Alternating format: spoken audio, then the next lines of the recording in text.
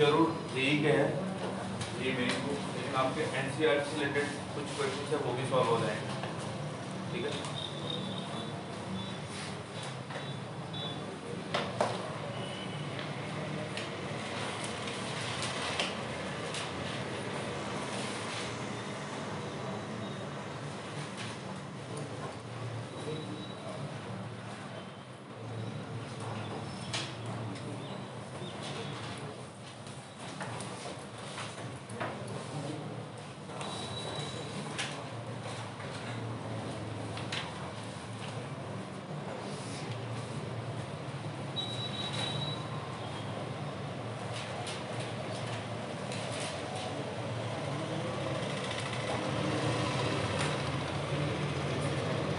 ये आपसे पूछा है और मैं लिखता हूँ ऑप्शन आपके पास 300, बी ऑप्शन आपके पास 150, सी ऑप्शन आपके पास 175 एंड डी ऑप्शन आपके पास 225।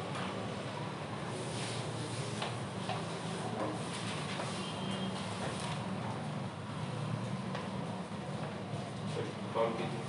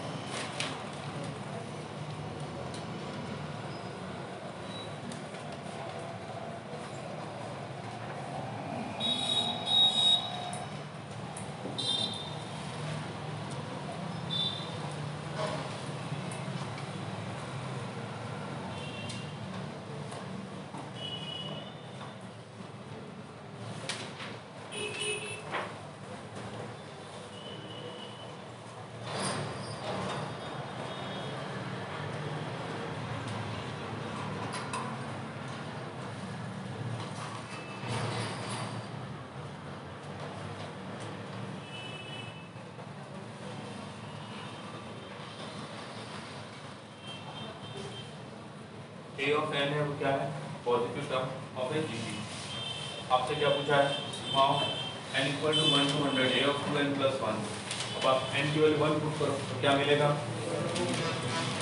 a of 3 plus a of 5 plus a of 7 और लास्ट टर्म क्या, a of 201 इक्वल टू कितना है 2।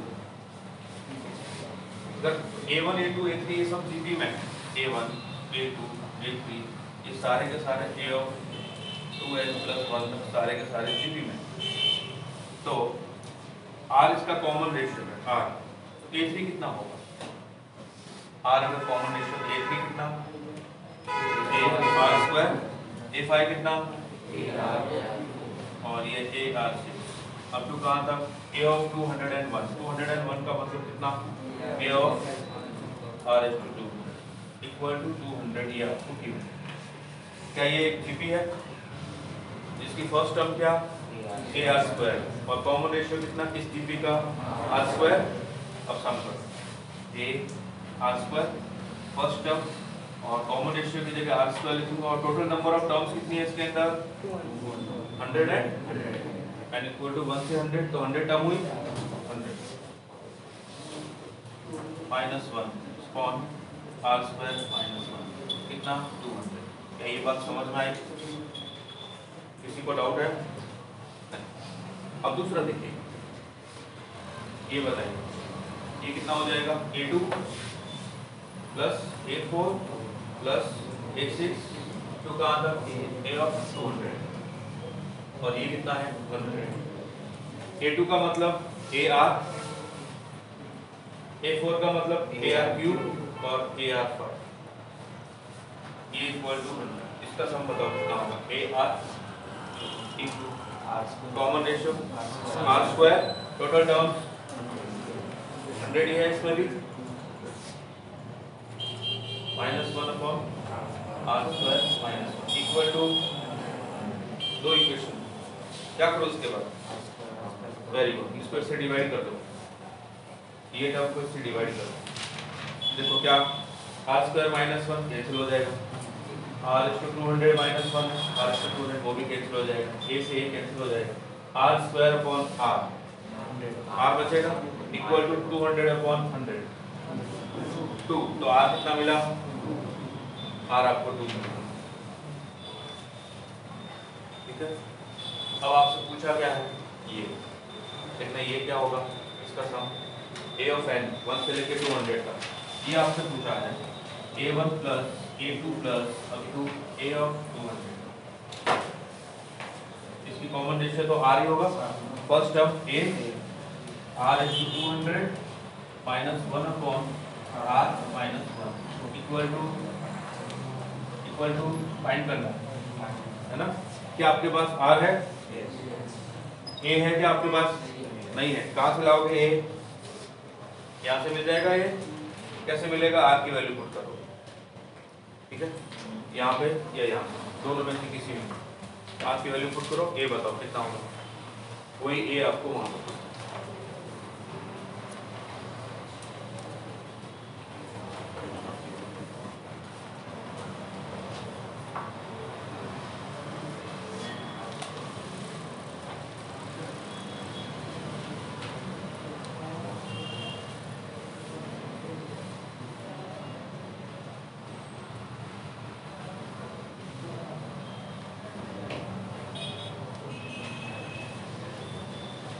2 स्क्वायर माइनस 1 3 ये 2 स्क्वायर डिवाइड करेगा इसको कितना आएगा 50 50 इंटू 3 150 तो a इंटू r स्क्वायर 100 ये कितना हुआ r की पावर 100 2 की power 200 minus 1 equal to 150 a कितना हुआ 150 अपॉन 2 रेज़ टू 200 माइनस 300 क्या वो वाली वैल्यू डायरेक्टली इसका 180 बना पाएंगे।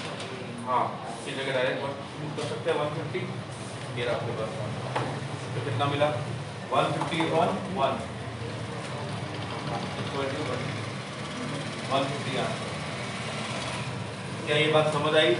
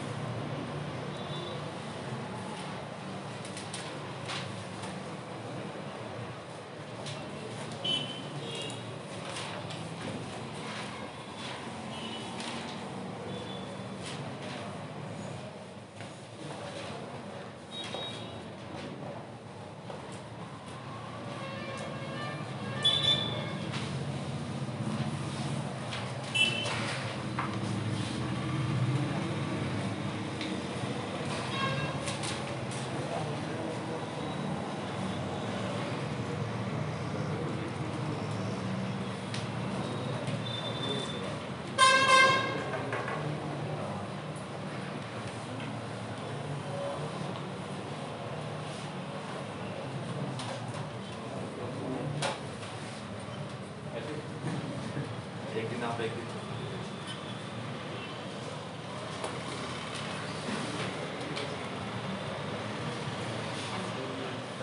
ये हो गया। ये कौन बताएगा लैम्डा क्या वैल्यू है?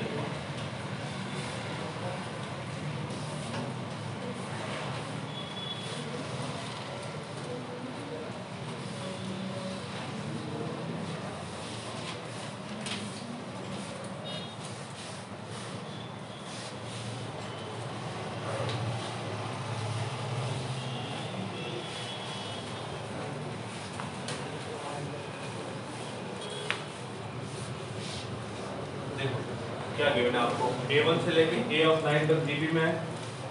फर्स्ट टर्म है वो नेगेटिव, A1 A2 इन दोनों का सम 4 गिवन है, A3 A4 16 गिवन है, और 1 से लेके 9 तक उनका सम 4 लैम्डा है। तो लैम्डा कितना होगा ये आपसे पूछा है। अब देखिए A1 प्लस A2 का मतलब A1 R लिख दो, जीबी में ना, इक्वल टू 4।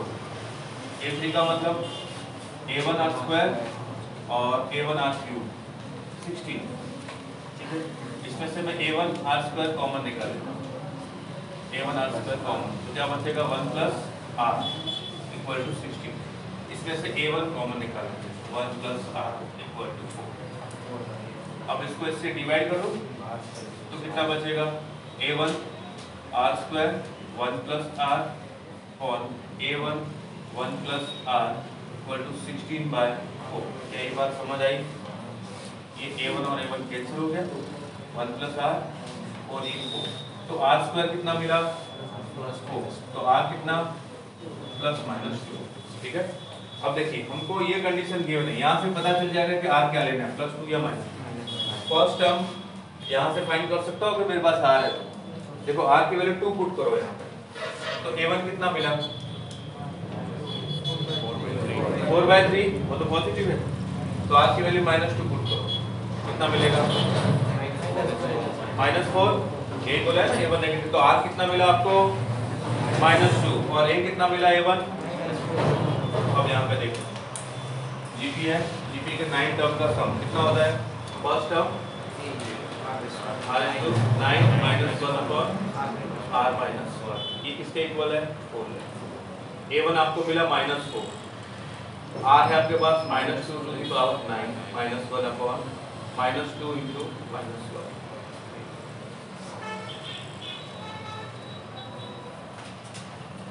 और ये हुआ आपका 4 लैम्डा।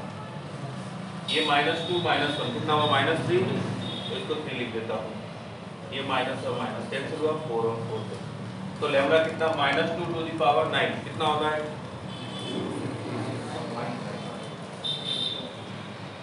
-2 to the power 9 512 -512 हो जाएगा, और ये -1 -530 divide by 3 equal to lambda. 3 से डिवाइड होता है, चलो कितना आएगा? तो लैम्डा कितना? इतना सिंपल सा क्वेश्चन, ठीक है, चलो सही बताया -1।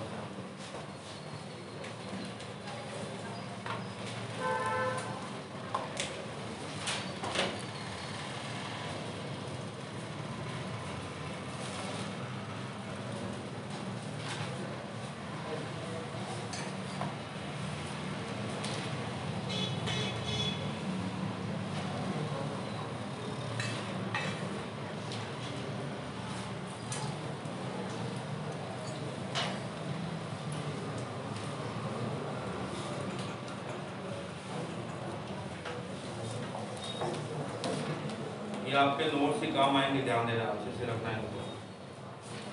फिर से आप बोलोगे कि सर फिर से पढ़ा दो तो नहीं हो पाएगा, मैं भूल गया हूँ या भूल गई हूँ, फिर से पढ़ा दो तो हम भी भूल जाएंगे उन टाइम को, ऐसा पूछा था।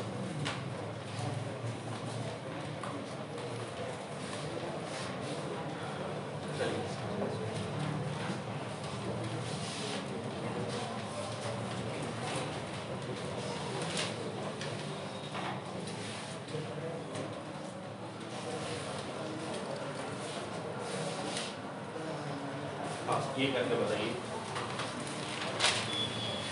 सब लोग ट्राई करो, ये सोच के मत बैठो कि मैं तो करवाऊंगा, इसको लिख देंगे। A B and C are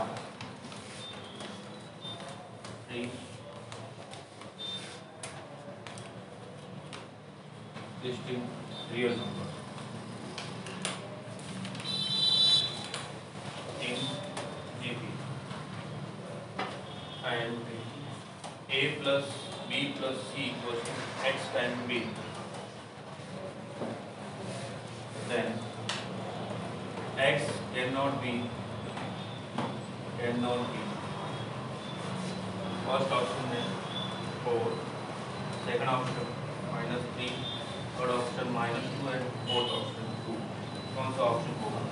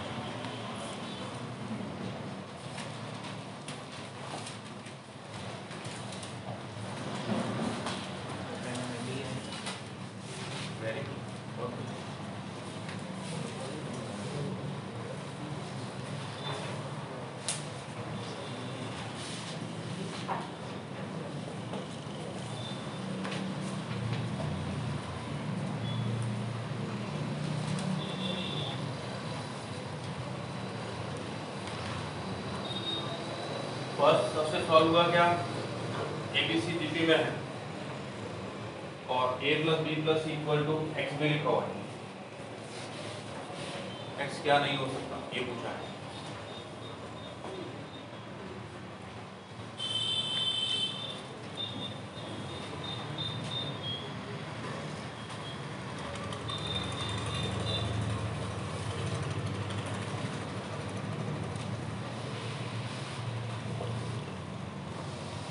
देखिए इसको क्या लिख सकता हूँ, 3 टर्म्स है जीपी में है तो ऐसा लिखा जा सकता है।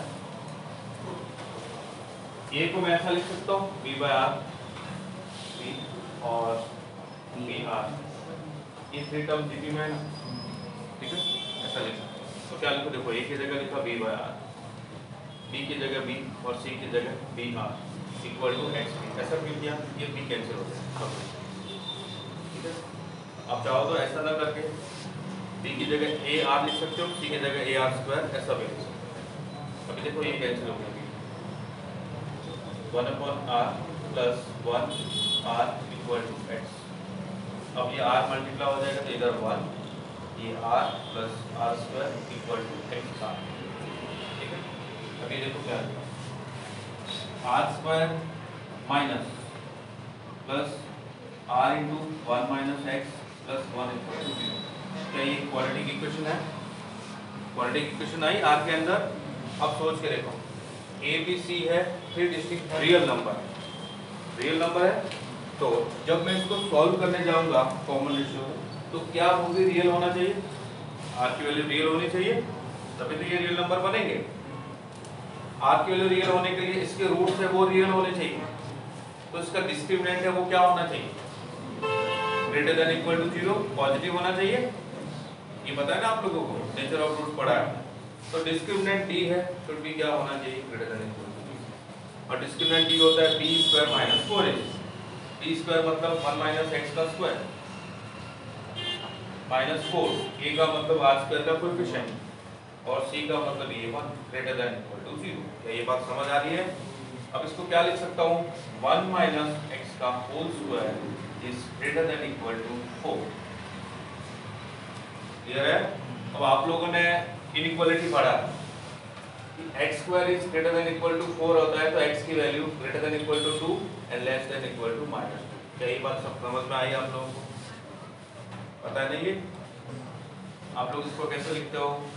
आप लोग इसको ऐसे लिखते हो, x square minus 4 greater than equal to 0, x minus 2 into X plus 2 greater than equal to 0। फिर आप नंबर लाइन बनाते हो, फिर ये रूट माइनस 2 इधर 2, राइट मोस्ट रूट है उसके राइट में पॉजिटिव, फिर इधर आए पावर चेक की, 2 की पावर ऑड है तो चेंज हो जाएगा, इधर गए -2, इसकी पावर ऑड है तो फिर चेंज होगा, इधर चला जाएगा, फिर ये पॉजिटिव, ये नेगेटिव, ये पॉजिटिव, हमको पॉजिटिव चाहिए तो 2 से ग्रेटर -2 से लेस। ये सॉल्यूशन, ये सब चीज़ें आप लोग देखो, इसमें भी ऐसे होगा। देखो क्या लिखता हूँ, 1 माइनस एक्स को x माइनस 1 लिख सकता हूँ, तो ये हुआ x minus 1 whole square minus 4 is greater than equal to 0। अब क्या करूँ, a square minus b square, ये a स्क्वायर है माइनस b स्क्वायर, तो x minus 1 whole square minus 2 square is greater than equal to 0। अब बताओ a minus b और a plus b क्या होगा, x माइनस 1 प्लस 2 और x minus 1 minus 2 greater than equal to 0। क्या ये बात समझ आ रही है? कोई है ऐसा जिसको डाउट हो? अब ये कितना हो जाएगा, -1 प्लस 2 x प्लस 1 और -1 minus 2 greater than equal to 0।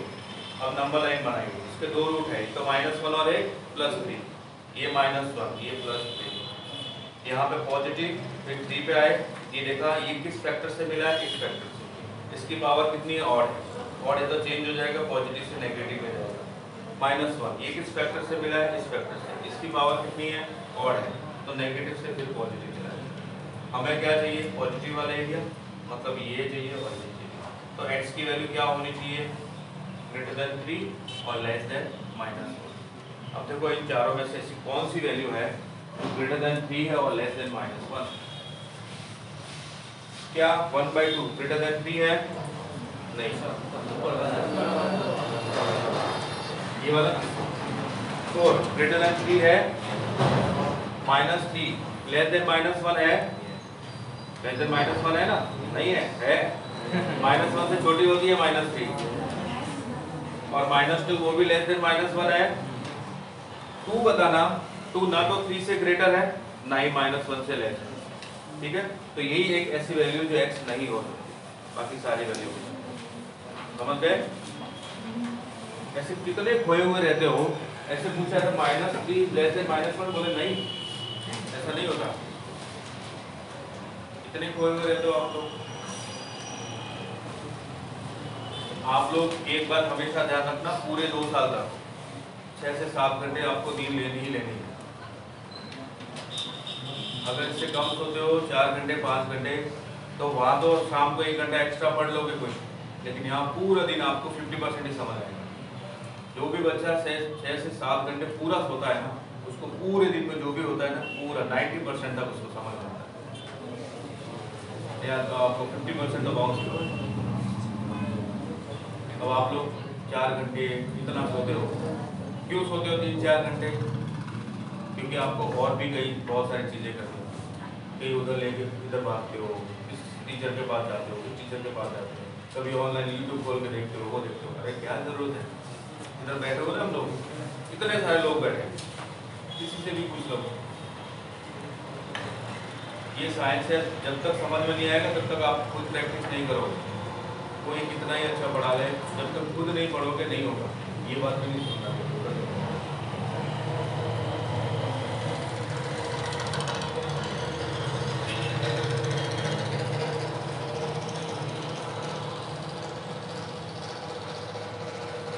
इसलिए 6 से 7 घंटे पूरी नींद लोगे और कुछ प्रैक्टिस करोगे, और कुछ भी नहीं इसके अलावा, थोड़े टाइम के लिए।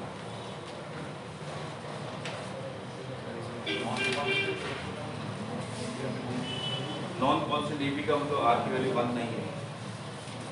आर की वैल्यू 1 हो जाएगी तो सारी टर्म एक जैसी हो जाएगी, कॉन्स्टेंट ईपी हो जाएगी।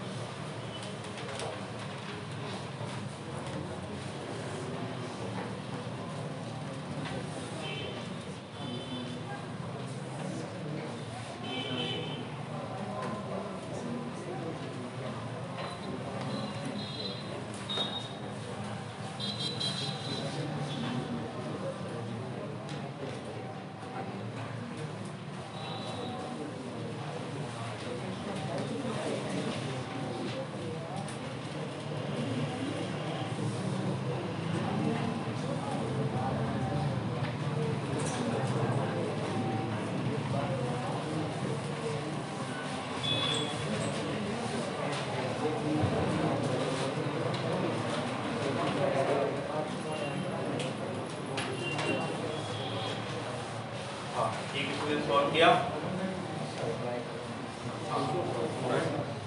देखो ये इस तरह का एक क्वेश्चन आपके एनसीईआरटी में है जिसमें ये 2 और 5 की ओनली 2 देखना।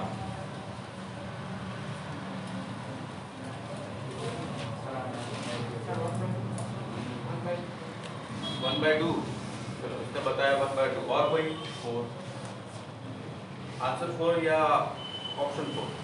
Option B, option B, option B.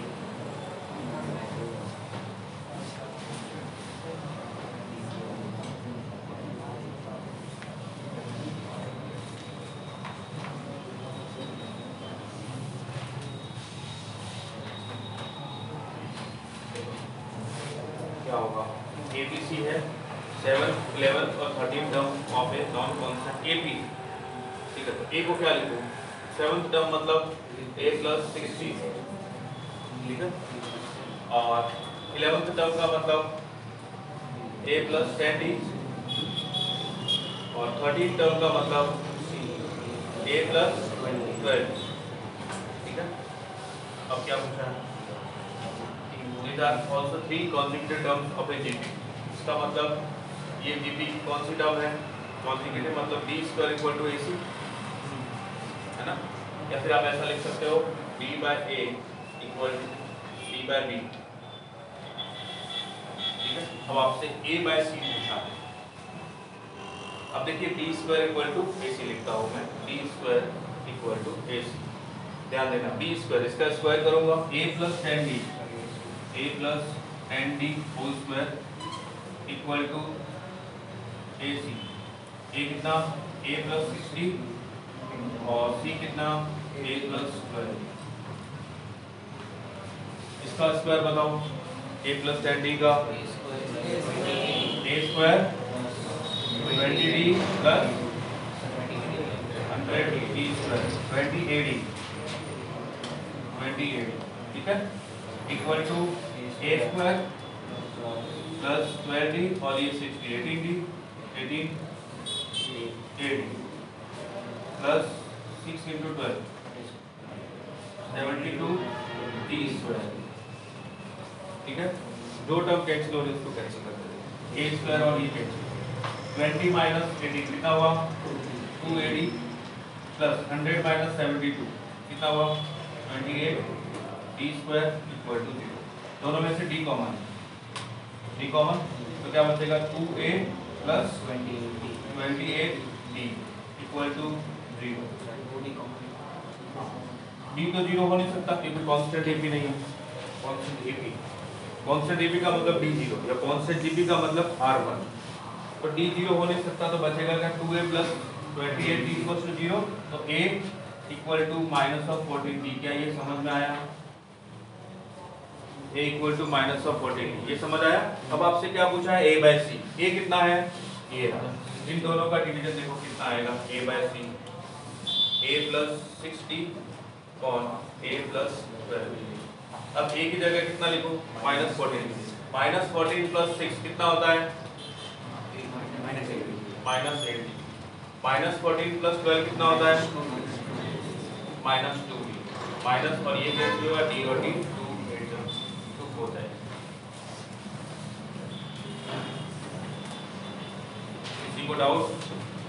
No doubt, ये वाला डाउट।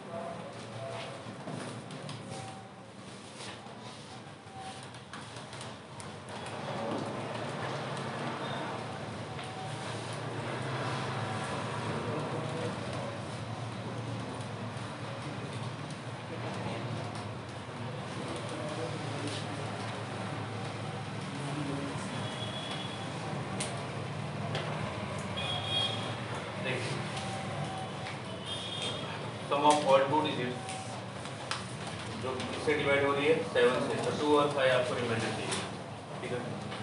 अब देखिए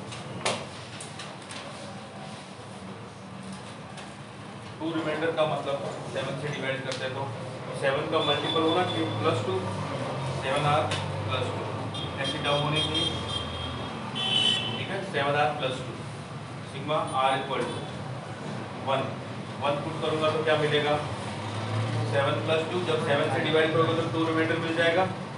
अब देखो मैं इसमें और क्या पुट कर सकता हूँ, r की वैल्यू 2 3 4, अगर 10 पुट की तो कितना मिलेगा 17 + 2, 15 पुट की तो 15 पुट की तो नहीं, 14 पुट की तो 14 × 7 7r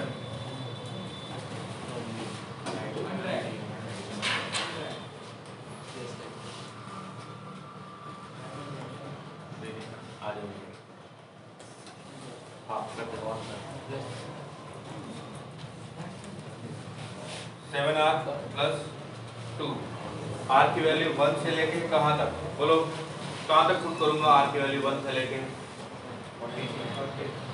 30 की पुट करूंगा ना,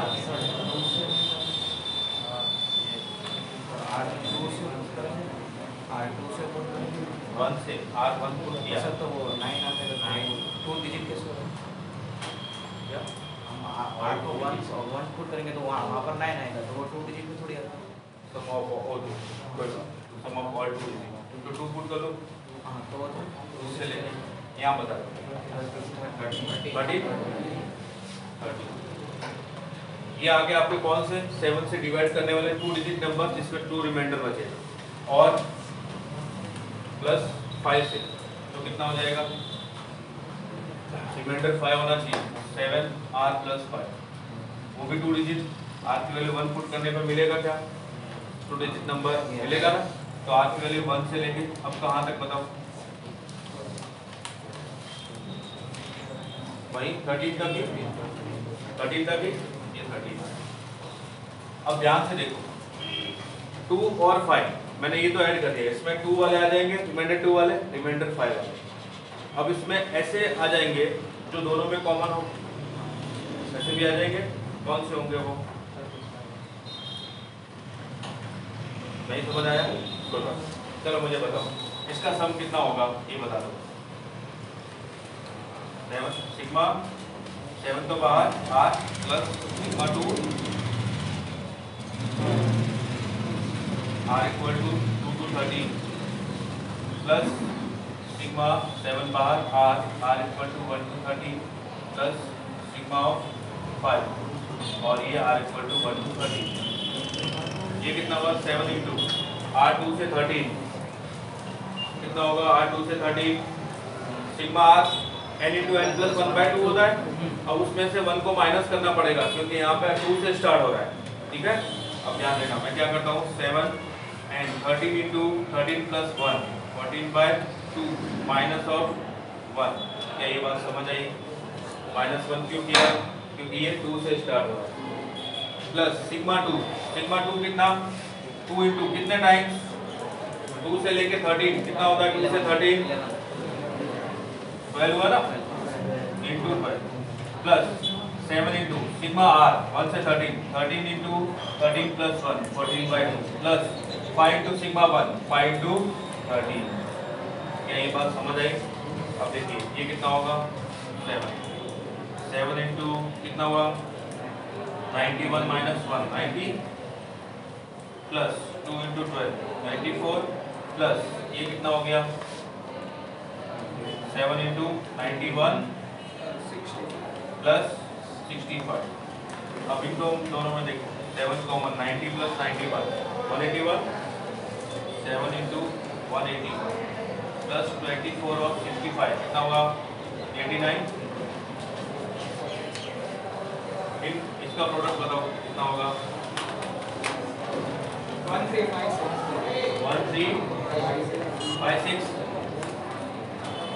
1267 प्लस अच्छा प्लस भी कर दिया तूने 89, हाँ प्लस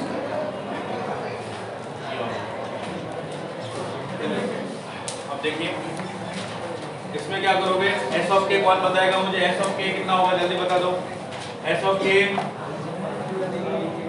के बताओ जल्दी कितना होगा, 1 से लेके k तक का सम कितना होता है, k into k plus 1/2, k into k plus 1/2 और डिवीजन में कितना है k, ये आया, ये कैंसिल हुआ, s of k k plus 1/2, तो s of 1 कितना होगा, s of 1 1 plus 1/2 कितना हुआ 1 का स्क्वायर प्लस s of 2 कितना होगा 3/2 का स्क्वायर, s of 3 कितना होगा s of 3 2 का स्क्वायर प्लस अब टू s of 10 11/2 का स्क्वायर इक्वल टू 5/12a। क्या इसका सम कर सकते हो आप, कर सकते हो, ये क्या है ab है, ab क्या है, क्या है ab है पक्का, इसको क्या लिखोगे 1.5, इसको 2, फिर नेक्स्ट वाली 2.5 और इस तरह से ये कितना हो जाएगा 5.5, समझ गए। फिर इसका सम करो, इसका सम आ जाएगा इसके इक्वल 5/12, ये मिल जाएगा आपको, ये हो जाएगा, ठीक है। चलिए तो अभी के लिए इतना ही करते हैं, बाकी